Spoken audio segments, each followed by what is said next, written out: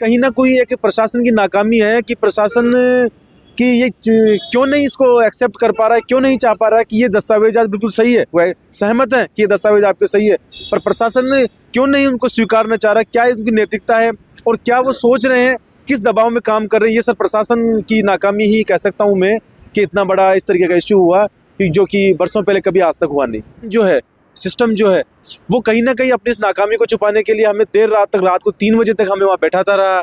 हमें ये करा दे 10 मिनट रुको, 5 मिनट रुको, 2 मिनट रुको और आप बाहर बैठिए, ये बैठिए। इस तरीके से हमें मतलब एक प्रकार से कह सकते हैं कि प्रताड़ित किया गया। मतलब ये कब्रिस्तान 91 से भी पहले का है? ये मेरे हिसाब से मेरे पास सन 1947 के कागज पड़े हैं, ठाकुर सिंह जी, बहादुर सिंह जी के जमाने के। उसको वैलिड नहीं कर रहे हैं। क्यों नहीं कर रहे हैं? अगर आप सोचो एक मकान के कितनी बार कागज बनाएंगे, आप भी समझ रहे हो इस बात को। तो जब सन 47 के बहादुर सिंह जी के टाइम के मेरे पास कागज पड़े हैं मौजूदा टाइम में, उसको वैलिड नहीं कर रहे हैं। और जबकि मेरी 65 से 70 साल की उम्र है, मेरी बात नहीं मान रहे हैं, प्रशासन भी नहीं मान रहा, वो नहीं मान रहे हैं। और वो 30 साल के 35 साल के लौंडे हैं, उनकी बातें मानी जा रही है।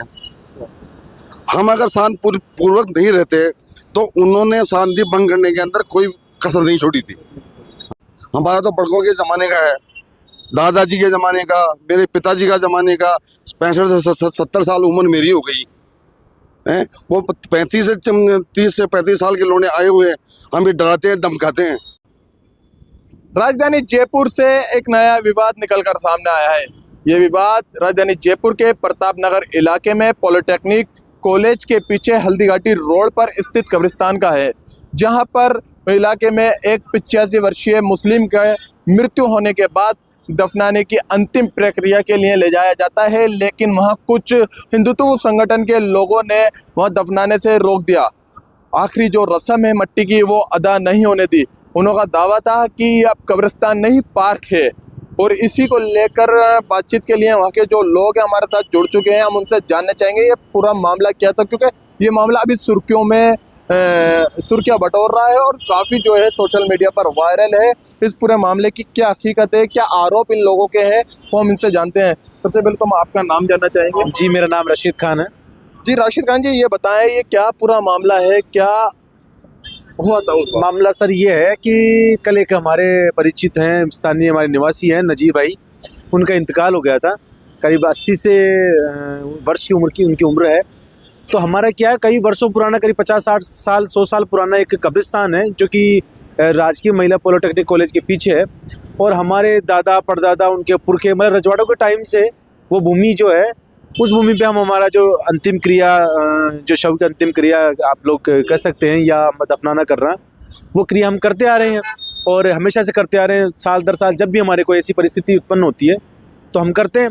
तो कल भी उसी प्रक्रिया के तहत हम कल 1 बजे इंतकाल होने के पश्चात 2 बजे हम कब्रिस्तान पहुँचे और हम वहाँ जो कब्र खोदने के लिए जब लगे तो वहाँ पर कुछ 2-3 व्यक्ति हैं जो शायद कोई हिंदू संगठन से जुड़े थे। वो आकर हमें कहने लगे कि भैया ये कब्रिस्तान नहीं है, ये तो पार्क की ज़मीन है। तो हमने कहा भैया ये कोई आज का नया प्रकरण तो है नहीं। हमने उनको हमारे दस्तावेज़ दिखाए और हाउसिंग बोर्ड की जो हमें रिपोर्ट दी गई है वो दिखाई, तहसील की, रेवेन्यू बोर्ड की और सेटलमेंट से संबंधित समस्त दस्तावेज दिखाए, जिनमें ये गैर मुमकिन आबादी कब्रिस्तान सिवाई चक भूमि पे स्थित है, वो दिखाया गया उनको।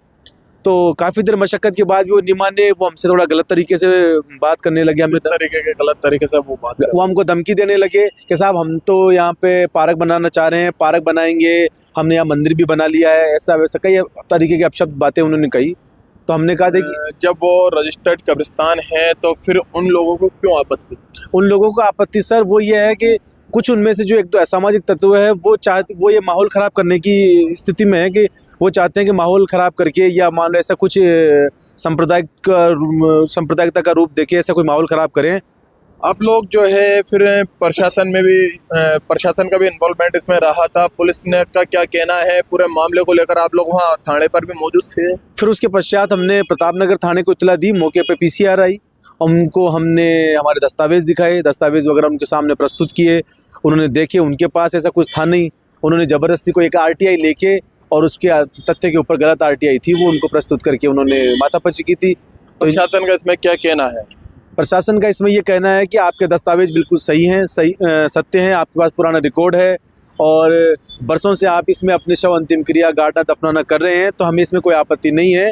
इसमें एक बार उन्होंने हाउसिंग बोर्ड के अधिकारियों क्या हुआ जब प्रशासन ने ये सब कुछ माना, तो क्या उसमें जो अंतिम प्रक्रिया है दफन की वो हुई? नहीं, अंतिम प्रक्रिया दफन होने की प्रक्रिया में सर जो संजीव नैन जी हैं एसपी पूर्व में लगे हुए हैं, वो मौके पे आए, उन्होंने देखा, हमसे वार्तालाप की। लेकिन सर ये कहीं ना कोई एक प्रशासन की नाकामी है कि प्रशासन कि ये क्यों नहीं इसको एक्सेप्ट कर पा रहा है, क्यों नहीं चाह पा रहा है कि ये दस्तावेज आज बिल्कुल सही है, वह सहमत है कि ये दस्तावेज आपके सही है, पर प्रशासन क्यों नहीं उनको स्वीकारना चाह रहा है? क्या उनकी नैतिकता है और क्या वो सोच रहे हैं, किस दबाव में काम कर रहे हैं? ये सर प्रशासन की नाकामी ही कह सकता हूँ मैं कि इतना बड़ा इस तरीके का इश्यू हुआ कि जो कि बरसों पहले कभी आज तक हुआ नहीं।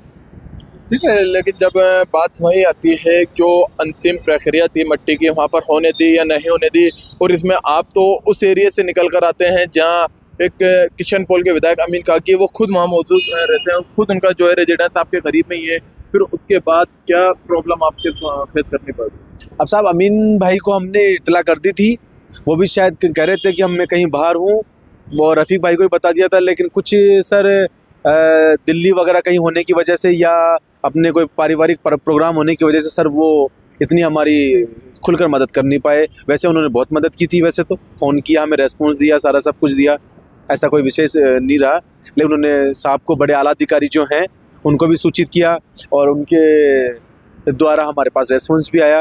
लेकिन कहीं ना कहीं प्रशासन जो है, सिस्टम जो है, वो कहीं ना कहीं अपनी इस नाकामी को छुपाने के लिए हमें देर रात तक, रात को 3 बजे तक हमें वहाँ बैठाता रहा, हमें ये करा दे 10 मिनट रुको, 5 मिनट रुको, 2 मिनट रुको, और आप बाहर बैठिए, ये बैठिए, इस तरीके से हमें मतलब एक प्रकार से कह सकते हैं कि प्रताड़ित किया गया। एक बुजुर्ग भी हमारे साथ मौजूद हैं, वो बुजुर्ग भी वहीं के होंगे, क्या आपका कुछ कहना है इसको लेकर? मेरा नाम बाबू है, मैं 65 से 70 साल मेरी उम्र है। कब से वहाँ रहते हैं? मैं बता रहा हूँ आपको, मेरे दादाजी, मेरी दादी, मेरे पिताजी, मेरी माताजी, मेरा भाई, मेरा खुद का बच्चा उसी कब्रिस्तान में है। उसके बाद के अंदर 91 में भी कुछ ऐसा विवाद हुआ था इस डंडे को लेके। तो मतलब ये कब्रिस्तान 91 से भी पहले का है? ये मेरे हिसाब से मेरे पास सन 1947 के कागज पड़े हैं, ठाकुर सिंह जी, बहादुर सिंह जी के जमाने के। उसको वैलिड नहीं कर रहे हैं। क्यों नहीं कर रहे हैं? अगर आप सोचो एक मकान के कितनी बार कागज बनाएंगे, आप भी समझ रहे हो इस बात को। तो जब सन 47 के बहादुर सिंह जी के टाइम के मेरे पास कागज पड़े हैं मौजूदा टाइम में, उसको वैलिड नहीं कर रहे हैं। और जबकि मेरी 65 से 70 साल की उम्र है, मेरी बात नहीं मान रहे हैं, प्रशासन भी नहीं मान रहा, वो नहीं मान रहे, और वो 30 साल के 35 साल के लौंडे हैं, उनकी बातें मानी जा रही है। हम अगर शांतिपूर्वक नहीं रहते तो उन्होंने शांति भंग करने के अंदर कोई कसर नहीं छोड़ी थी। हाँ, कौन लोग हैं? ये उन कब्रिस्तान के आसपास में हैं। ये लोग क्या करते हैं कि जैसे मेरा प्लाट है, आज मुझे पसंद नहीं है, मैं आपको बेच के चले जाता हूँ, आप तीसरे को बेच जाते हो, और वो आते हैं आए दिन हमारे से लड़ाई झगड़ा करते हैं।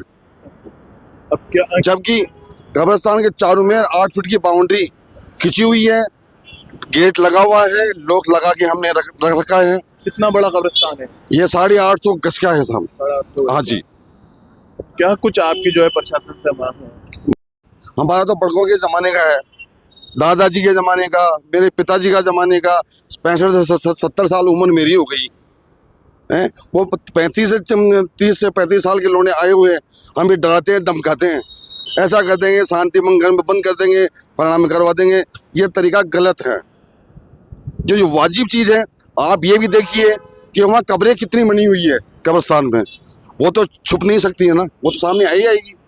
तो प्रशासन को देखना चाहिए, और जो बंदे हमसे झगड़ा करते हैं उनको भी देखना चाहिए। आपका पुराना? मेरा नाम बाबू खा बागवान। देखिए, जिस तरीके से बाबू खां जी बता रहे हैं, उनकी उम्र 75 से 80 साल बताई जा रही है, और जो उनके दादा है या परदादा है और उनका खुद का जो बच्चा है उसी कब्रिस्तान में मौजूद है, उनका कहना यह है कि जो प्रशासन है वो 1947 के जो कागज है उसको स्वीकार नहीं किए गए, लेकिन जो 1991 के जो कागज बने हुए प्रशासन ने उसको स्वीकार करा है। लेकिन जिस तरीके की जो कार्रवाई प्रशासन द्वारा की जानी चाहिए थी वो कार्रवाई प्रशासन ने नहीं की है।